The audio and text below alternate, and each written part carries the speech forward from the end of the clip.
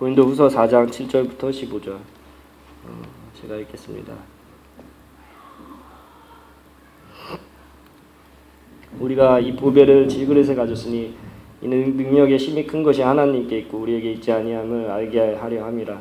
우리가 사망으로 우겨쌈을 당하여도 쌓이지 아니하며 답답한 일을 당하여도 낙심하지 아니하며 핍박을 받아도 버림받지 아니하며 거꾸로 들임을 당하여도 망하지 아니하고 우리 항상 예수 주인 것을 몸에 짊어지면 예수의 생명도 우리 몸에 나타나게 하려 함이라. 우리 삶 자가 항상 예수를 위하여 죽음에 넘기우면 예수 생명이 또한 우리 죽을 육체에 나타나게 하려 함이니라. 그런즉 사망은 우리 안에서 역사하고 생명은 너희 안에서 하느니라. 기록한 바 내가 믿는 고로 말하였다 한 것같이 우리가 같은 믿음의 마음을 가졌으니 우리도 믿는 고로 또한 말하노라.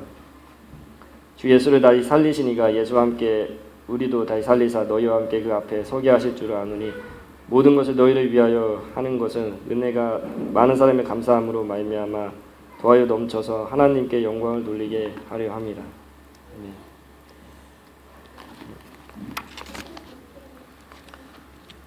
고린도후서는 바울 서신 가운데 가장 영성이 뛰어난 글이라고 이야기를 합니다.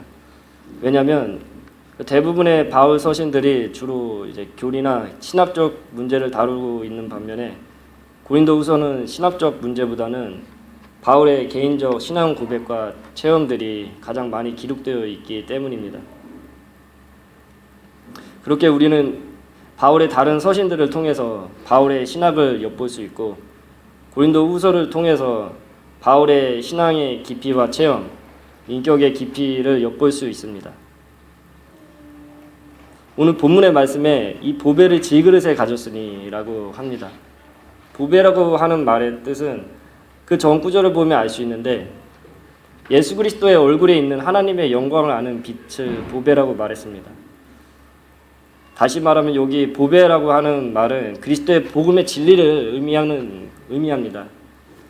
이 보배는 값진 진주보다 더 귀한 보배입니다. 이 보배를 통해서 인간이 참 생명을 얻을 수 있고 죽음 가운데서 새로운 생명을 얻을 수 있습니다.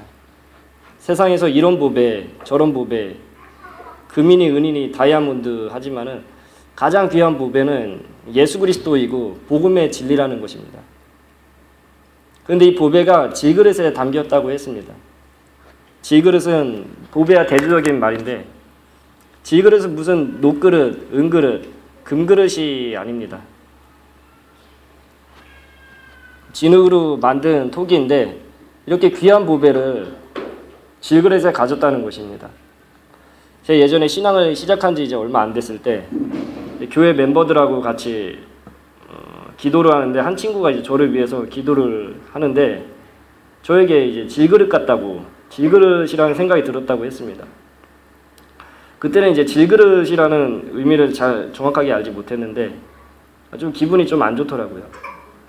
정확한 의미를 알지 못했지만은 이 질그릇 하면 왠지 좀 보잘것없고 쓸모없는 것 같고 그런 느낌이 들었기 때문입니다. 나같이 보잘것없고 그 연약한 질그릇에 부활을 담겨주셨다고 하셨는데 아무리 보배라고 해도 그 질그릇에 담겼으면은 별 볼 일 없고 은그릇이나 금그릇에 담긴 보배보다는 그 가치가 떨어지는 것이 아닌가라는 생각이 들기도 했는데 근데 그래도 그 질그릇에 이제 금이 담기면 이제 금그릇이 되는 것이죠. 사도 바울도 자기 자신을 이제 질그릇이라고 했습니다. 사도는 바울의 히브리인 중에 히브리인이었고 그리고 바리새인 중에 바리새인이었고 그 시대에 이제 구별된 자로서 그 율법사, 그 존경받는 율법사 가말리알의 문화생으로 정말 갖춘 것이 많은 자였습니다. 보통 사람보다 이제 훌륭한 자였는데 그도 사도 바울도 자신을 이제 질그릇이라고 생각을 했던 것입니다. 성경에서 말하는 이제 이 그릇은 우리 인간을 의미합니다. 인간은 육체의 그런 질그릇과 비슷한 것이죠. 이 그릇과 같이 인간은 정말 약하고 초라하고 파손되기 쉽습니다. 또 육만이 가리키는 것이 아니라 우리 인간성도 내포합니다. 그 죄로 말미암아 타락한 인간성은 질그릇과 비슷합니다. 정말 약하고 깨지기 쉽고 그 조심하지 않으면은 손실되기 쉬운 것이 질그릇입니다. 이렇듯 우리 인간은 육체로 생각하든지 인간성을 생각해 보든지 모든 것이 질그릇과 비슷해서 정말 약하고 실수하기 쉽고 넘어지기 쉽습니다. 우리 약하고 깨지기 쉽기 때문에 그래서 그리스도가 없으면 우리가 한시라도 살 수 없는 존재가 아닌가라는 생각을 해봤습니다. 그래서 이제 우리가 약하기 때문에 우리 형제를 함부로 판단하고 심판하게 되는 오류를 범하는 것은 아닌지 모르겠습니다. 아담과 하와가 선악과를 따먹었을 때 하나님 먹지 말라고 한 것을 이제 먹은 것은 자기 생각의 판단으로 하나님 말씀을 어긴 것이 아닙니까? 사울이 이게 왕의 자리를 잃고 하나님으로부터 이제 버림을 받은 것도 하나님의 명령을 어기고 전쟁에서 전리품을 취한 것 때문이지 않습니까? 하나님의 뜻을 따르지 않고 자기 생각을 고집했기 때문에 왕의 자리에서 물러나고 비참한 최후를 맞이하게 되죠. 이것이 비단 이제 성경에 나오는 인물들이 그렇다고 이제 나와는 아무런 관계가 없는 것이다라고 생각할 수 없는 것입니다. 오늘날 우리 또한 생각의 범죄, 말의 범죄를 저지름으로 하나님의 뜻에 이제 반하는 이 행동을 얼마나 많이 하는지 모릅니다. 성경에 나오는 아담하고 가인, 그 사울을 향해 비판만 하는 것이 아니라 나 자신이 정말 이렇게 하나님 앞에 잘 서 있는가, 정말 보고 또 보는 것이 중요합니다. 안 그러면 우리도 이제 하나님으로부터 인정을 받지 못할 수 있는 것이죠. 인간은 연약한 그릇으로 비유하면 정말 깨지기 쉽기 때문에 하나님 말씀을 쫓지 않고 자기 생각대로, 자기 마음대로 행하다가 살다가 이제 죄를 짓게 되는 것 같습니다. 저는 이제 신앙을 하면 할수록 가장 이제 느끼는 것이 뭐냐면, 생각 한 번 이제 잘못하면 신앙이 이제 힘들어지는 것입니다. 잠언서 25장 28절에 보면 이렇게 말합니다. 자기 마음을 제어하지 아니하는 자는 성읍이 무너지고 성벽이 없는 것 같으니라. 이 외에도 이제 마음을 잘 다스리라는 말씀이 잠언서에 많이 나오는데, 우리가 이제 마음을 잘 다스리지 못하고 생각을 잘못하고 그것이 이제 말로 나오게 될 때 문제가 됩니다. 성경은 우리에게 스스로 섰다고 하는 자는 넘어질까 조심하라고 경계합니다. 인간이 연약하기에 잘못된 생각을 할 수 있고 잘못된 말을 할 수 있는데, 그럴 때 어제랑 오늘이나 동일하신 예수님께로 돌아오는 것이 중요합니다. 제가 예전에 이제 학교 다닐 때 교회 수련회를 갔었는데, 수련회에서 많은 이제 말씀을 듣고 기도회를 통해서 성령의 은혜를 많이 체험했던 적이 있었습니다. 어디 산속에 가가지고 3박 4일 동안 이제 수련회를 은혜롭게 이제 마치고 정말 세속과 분리되어져서 정말 이렇게 말씀 많이 보고 기도도 많이 하고, 이제 수련회를 마치고 이제 버스를 타고 이제 내려오는 시점이었는데, 여기 교회 형이 그러는 거예요. 받은 은혜가 있으면은 이 세상에 나가서 은혜를 잃어버리지 않도록 조심해야 된다 그러더라고요. 마치 은혜는 은쟁반에 그 물을 담아놓고 그 머리 위에 이고 가는 것과 같다고. 자칫 잘못하면은 너무나 이제 은혜를 잃어버리기가 너무 쉽다는 것입니다. 근데 은혜를 받고 세상에 나왔는데 왜 그렇게 이렇게 유혹하는 것들이 많은지 정말 은혜를 놓치고 살 때가 많이 있었습니다. 근데 가만히 보면은 생각과 마음 눈으로 죄의 유혹이 들어올 때가 가장 많습니다. 생각으로 이건 어떨까, 저건 어떨까 하면서 마음에 이제 별별 생각이 다 들어오면서 죄의 유혹이 들어오게 되고 죄를 짓게 되는 것이죠. 또 눈으로 얼마나 세상에 유혹받을 것이 얼마나 많습니까? 죄 짓고 싶지 않아도 있다 보면은 어디 다니다 보면은 죄적 요소들이 눈을 통해 들어오는 것이죠. 세상에 이제 죄적 요소들이 넘쳐나는데, 마치 이렇게 권투시합을 할 때 어디서 어떻게 주먹이 날라올지 모르는 것과 같이 순간적으로 우리가 마음을 느슨하게 풀어버리면은 정말 은혜를 놓치기가 너무나 쉽다는 것입니다. 그 죄적인 것들이 눈을 통해서 너무 많이 들어올 수 있는 것이죠. 마치 신호 위반을 하고 도둑질을 하고 죄를 짓고 경찰한테 딱 걸려서 수갑차고 꼼짝할 수 없는 것과 같이 죄를 지으면은 사탄에게 결박당해서 끌려갈 수밖에 없는 것이죠. 죄의 종이 되는 것입니다. 우리의 마음과 생각과 눈으로 늘 하나님 말씀을 묵상하고 위로부터 오는 하나님의 은혜에 힘입어 사는 것이 무엇보다 중요합니다.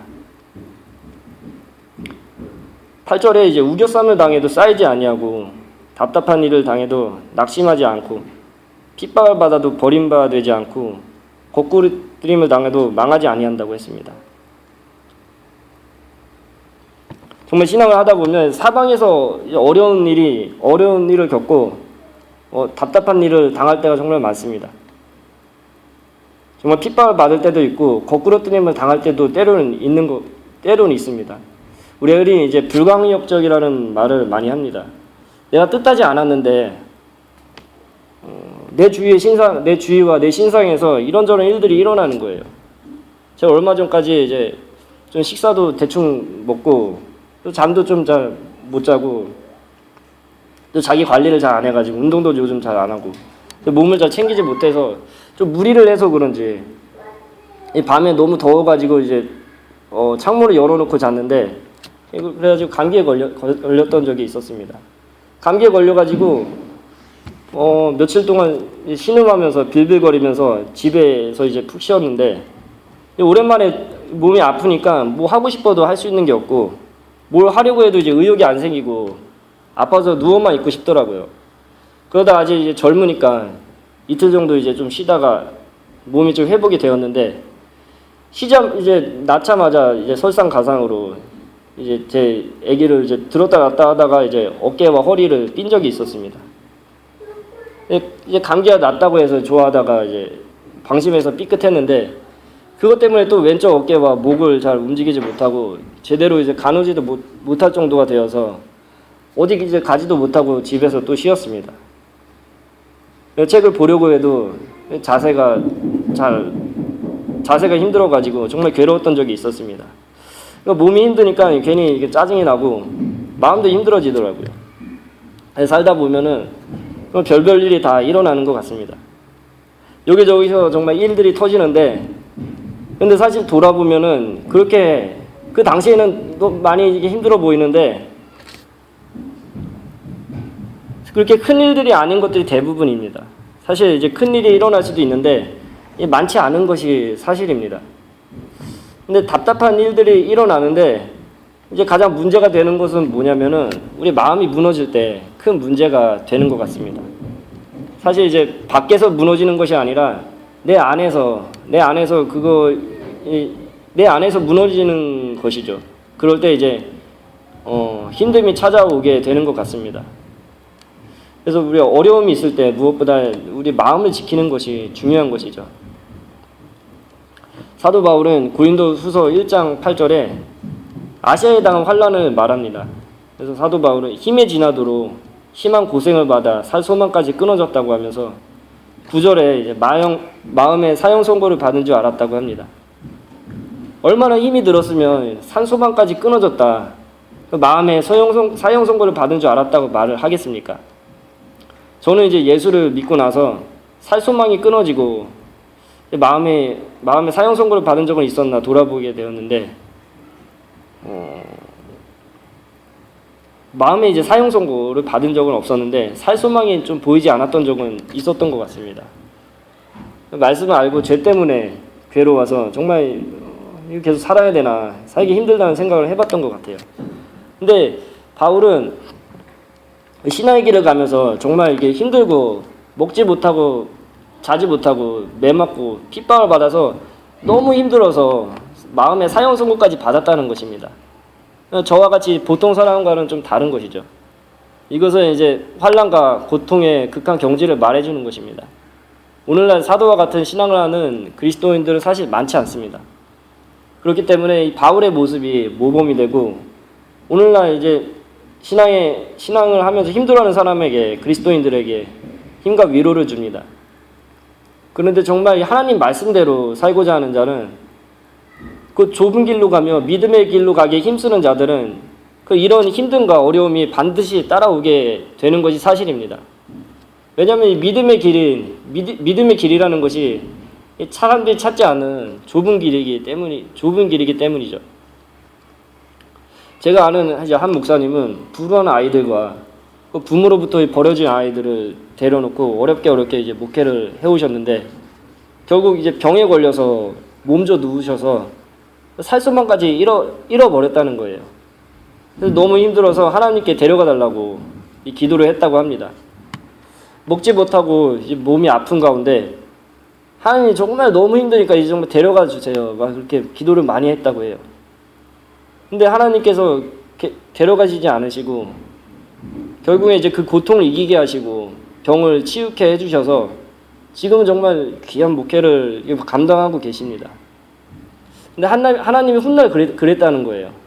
내가 다 봤다고. 내가 너 먹지도 못하고 아파했을 때 다른 거 의지하지 않고 오직 나만을 바라보는 모습을 내가 보았다고. 그렇게 위로를 해주셨다는 것입니다. 사도는 여기서 어려움과 힘듦이 있지만은 이는 이제 자기를 의뢰하지 아니하고 오직 죽은 자를 다시 살리시는 하나님을 의뢰하게 하심이라고 말하고 있습니다. 주님은 모든 환난 중에 있는 자들을 능히 위로하시는 분이라는 것이죠. 사실 우리가 신앙을 하면서 편하기만 하고 어려움이 없으면은 하나님을 찾기 힘듭니다. 하나님을 잘 찾지 않아요. 이 인간은 본질상 진노의 자식이기 때문에 마냥 편하기만 하고 편하기만 하면은 그곳에서 안주하지 하나님께 간절해지지 않는 것 같습니다. 정말 하나님 말씀을 붙들고 믿음의 길을 간다면은 그 핍박과 어려움과 고생과 힘든 길이 기다리고 있습니다. 왜냐하면 이제 세상이 죄악되었기 때문에 이 죄악된 세상에서 정말 참된 믿음의 길을 간다면은 좁은 길이 기다리고 있는 것이죠. 그 좁은 길이 필연적으로 따라오는 것이 좁은 길을 갈 때 이제 핍박과 고난과 십자가의 삶이 따라옵니다. 예수님께서 우리를 위해서 태어날 때부터 말구 위에서 나시고 예수님께서 사신 길을 보면 고난의 길이었고 고통받고 신음하면서 괴로워하는 영혼들, 그 마음이 상한 영혼들, 죄인들과 함께하는 인생들이었습니다.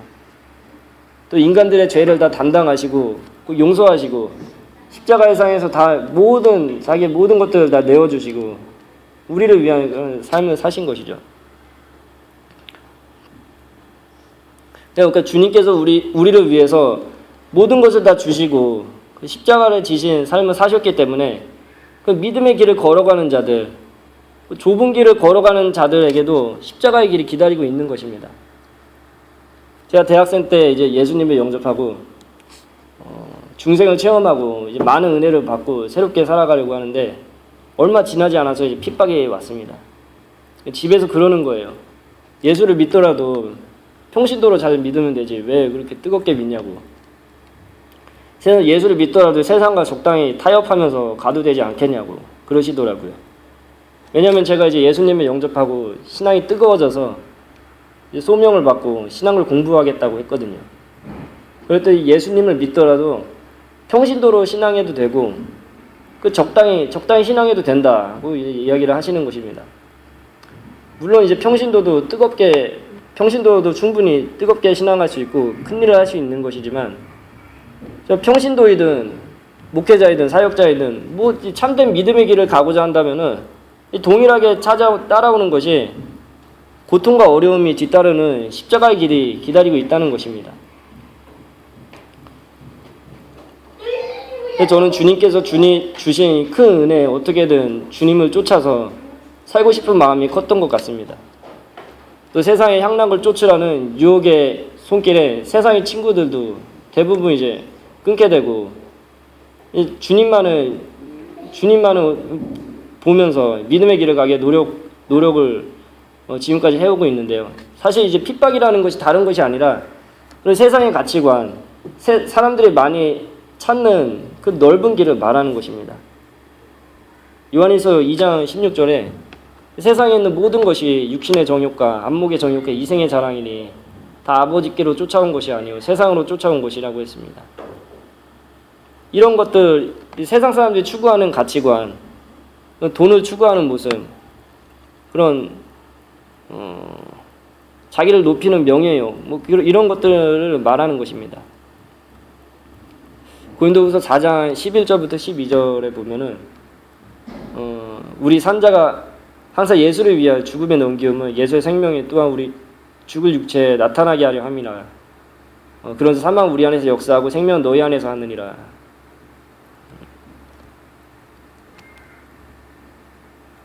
제가 아까 말씀드린 이 목사님은 불우한 아이들을 데리고 이제 목회를 해오셨는데 교회 그렇게 이제 먹을 게 없고 힘들게 목회를 했다고 합니다.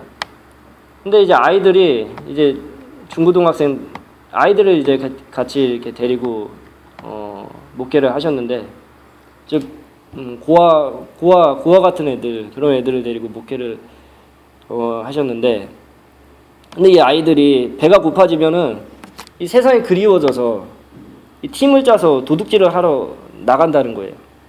그 아이들이 다 청소년들이었는데 도둑질을 나가면은 이제 일단 집을 보고 1번 아이는 이제 망 보고 2번 아이는 이제 문을 따고 3번 아이는 물건을 쓸어 담고 뭐 그런 식으로 역할을 분담해 가지고 도둑질을 해서 돈이 생기면은 밖에 나가서 이제 먹고 즐기고 했다는 것입니다. 그러다가 이제 아이들이 이제 노는 것이 지겨워지면은 다시 이제 교회에 와서 목사님과 같이 지내고 그렇게 또 지내다가 또 이렇게 세상이 그리워지면은 또 나가서 이제 털로 나가고 집털로 나가고 이게 목사님 고민이 뭐냐면은 이게 계속 이게 반복되는 게 너무 힘들었다는 거예요. 배가 고파지면 집털로 나가고 도대체 아이들이 바뀌지 않는다는 것이 가장 이제 큰 고민이었다는 것입니다. 아이들이 이제 구원을 받고 예수를 믿고 구원을 받아야 되는데 배고파지면 또 나가고 나쁜 짓 하고 그래서 어느 날 이제 아이들이 또 어느 날 또 아이들이 밖에 나가서 도둑질을 하고 시간이 지난 후에 교회에 들어왔는데 이 목사님이 큰 결단을 하게 되는데요. 그 쇠파이프를 하나 준비해 가지고 한 아이를 엎드려 뻗쳐를 시킨 다음에 원래 있는 힘껏 한 대 때렸다고 해요.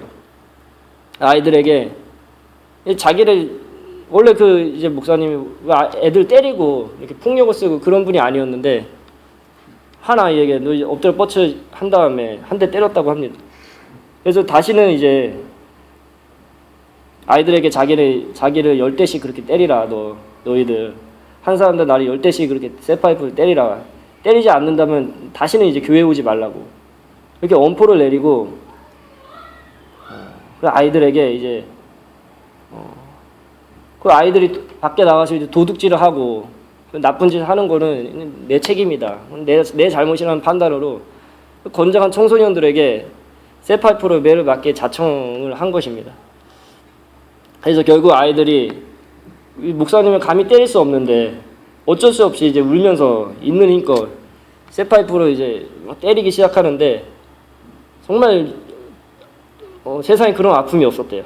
정말 이렇게 많이 고통스러웠는데 어떤 한 아이가 이제 때리는데 잘못 맞아가지고 이제 엉덩이에 꼬리뼈를 맞아가지고 정말 아팠다고 하더라고요. 그래가지고 막 너무 고통스러워서 막 떼굴떼굴 굴면서 땅바닥에서 구르면서 막 비명을 질렀다고 하더라고요.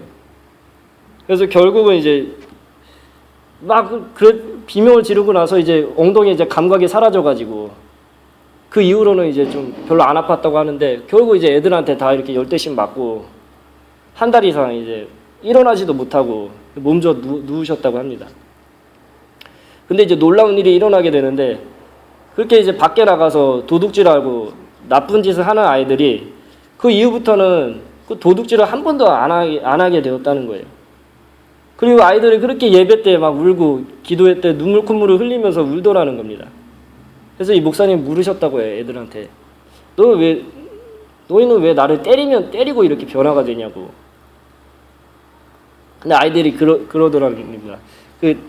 자기들은 그 많은 사람들을 만났고 그 친척들, 부모들 많은 이제 다양한 사람들을 만났는데 다 자기네들을 버렸다고 해요. 교회 전도사도 만나고 다양한 사람을 만나는데 이제는 이제 됐나 보다 했는데 어느 순간 들어가면은 지갑을 챙기고 좋은 물건을 챙기고 들어가면 분위기가 달라지더라는 겁니다. 그래서 다 거짓말이더라는 거예요. 그래서 너희들이 그러니까 그렇지. 그랬다고 하는데 아이들은 이제 다 아닌 줄 알았는데 목사님을 보니까 이제 진짜인 줄 알고 다 울었다는 겁니다. 목사님이 진짜인 줄 알고 이제 아이들이 변화가 되더라는 겁니다. 그래서 이제 이 사랑 안에 대단한 힘이 있구나 하는 것을 깨달았다고 합니다. 그래서 그 일이 있은 이후에 그 목사님이 깨달은 것이 정말 낮아져야지 높아지는 것이구나. 죽어야지 살아나는 것이구나. 나를 십자가에 못 박아야만이 내 안에서 그리스도가 살아날 수 있는 것이구나 라는 것을 절실하게 깨달을 수 있었다고 합니다. 우리가 그리스도와 연합할 때 주님께서 일하실 수 있는 것입니다. 누가복음 9장 23절에 보면 아무든지 나를 따라오려거든 자기를 부인하고 날마다 자기 십자가를 지고 나를 쫓을 것이니라. 누구든지 제 목숨을 구원코자 하면 잃을 것이요 누구든지 나를 위하여 내 목숨의 이름은 구원하리라고 했습니다. 또 요한복음 12장 24절에 보면 하나님 미리 땅에 떨어져 죽지 아니하면 하나님 그대로 있고 죽으면 많은 열매를 맺느니라고 했죠. 죽고자 하면 많은 열매를 맺을 수 있다는 것입니다. 그 이순신 장군도 정말 유명한 말을 남기잖아요. 필생즉사 사즉필생.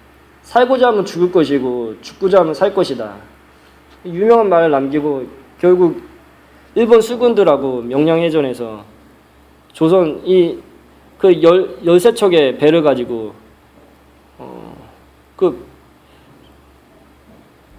일본 133척이라는 엄청난 그 전투력의 열세를 극복하고 승리를 하게 됩니다. 저도 신앙을 하면서 정말 조금 더 노력하고자 할 때, 조금 더 나 자신을 내어놓을 때, 더 이게 십자가를 지려고 할 때, 예수님과 사정을 통하고 은혜를 체험하고 신앙에 더 발전하는 것을 느끼게 됩니다.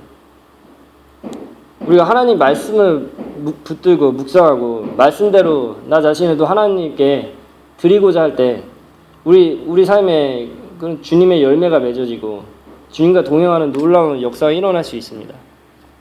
제가 아침잠이 많아가지고 아침 예배 아침에 좀 늦게 일어나는 편인데 한 번은 이제 아침에 이제 한 30-40분 되는 거리를 교회 가가지고 아침 예배를 드린 적이 있었는데 가서 이제 그냥 아침 예배에 갔다는 것 자체로 이제 많은 은혜를 받은 적이 있었습니다. 우리가 좀 삶이 힘들고 어렵지만은 한 발짝부터 하나님을 향해 나아갈 때 주님의 사정을 알 수 있고 그런 아침에 일찍 일어나서 일하는 사람들도 있다는 것도 알게 되고 또 새벽을 깨우게 되고 또 여러 가지 또 그런 귀한 세계를 또 주님께서 열어주시는 것 같습니다. 정말 우리가 최선을 다할 때 주님을 향한 사랑을 표현하고 헌신하고 하나님 나라와 의를 구하게 될 때 주님으로부터 많은 열매를 맺고 생명의 면류관을 얻을 수 있는 것입니다. 이제 8월 중순을 넘어가고 있는데 남은 한 해 이 말씀을 기억하고 살아가는 저와 여러분이 되기를 기도합니다. 기도하시겠습니다. 사랑해 주님 감사합니다. 오늘 귀한 말씀을 통해서 저희에게 주신 하나님 귀한 사랑의 세계를 알게 해주심에 감사를 드립니다. 저희는 정말 부족하고 연약하고 질그릇과 같은 자들인데 하나님께서 귀한 보배를 허락하여 주셔서 귀한 그릇이 되게 해주심에 감사를 드립니다. 저희에게 귀한 것을 주셨는데 귀한 주님의 사랑을 드러내며 사는 자들이 되게 하여 주시고 사도 바울은 내가 약할 그때 곧 강함이니라고 하셨습니다. 약한 것들 외에는 내가 어느 것도 자랑하지 않는다고 하셨습니다. 저희 또한 이제 질그릇과 같이 너무나 부족하고 초라한 자들인데 하나님께서 이 귀한 보배를 저에게 허락하여 주셨는데 저희를 통해 또 주님께 영광 올려드릴 수 있는 자들이 되기를 소망합니다. 또 오늘 말씀에 답답한 일을 당해도 낙심하지 아니하며 핍박을 받아도 버림받지 아니하며 거꾸로짐을 당하여도 망하지 아니한다고 했습니다. 우리 삶 가운데 많은 어려움과 힘듦이 있지만은 그것은 또 하나님만 의지하고 또 하나님으로부터 더 큰 위로를 얻기 위함이라고 말씀하셨습니다. 저희 삶이 힘들고 어려운 가운데 더 하나님만 의지하게 하여 주시고 하나님께 더 맡기는 신앙이 되게 하여 주셔서 저희 삶이 주님으로부터 채워지고 우리를 위해서 모든 것을 다 내어주시고 모든 것을 다 내어주시고 희생하시고 주신 삶이 바로 주님의 삶이었다는 걸 기억하고 저희 또한 주님의 삶을 따라갈 수 있는 자들이 되기를 소망합니다. 그리하여서 정말 주님의 영광을 아는 빛을 사람들에게 비출 수 있는 은혜를 허락하여 주시길 원합니다. 이번 한 주도 또 주장하여 주시고 하나님 말씀 의지하여 승리할 수 있는 저희들의 삶이 될 수 있도록 주님께서 함께하여 주시옵소서. 감사드리며 모든 것을 주님께 부탁드리며 감사드리며 예수님의 이름으로 기도드립니다. 아멘. 주기도문 하시겠습니다. 하늘에 계신 우리 아버지여, 이름이 거룩히 여김을 받으시오며 나라 임하옵시며 뜻이 하늘에서 이룬 것 같이 땅에서도 이루어지이다. 오늘날 우리에게 일용할 양식을 주옵시고 우리가 우리에게 죄진 자를 사하여 준 것 같이 우리 죄를 사하여 주옵시고 우리를 시험에 들게 하지 마옵시고 다만 악에서 구하옵소서. 대개 나라와 권세 영광이 아버지께 영원히 있사옵나이다.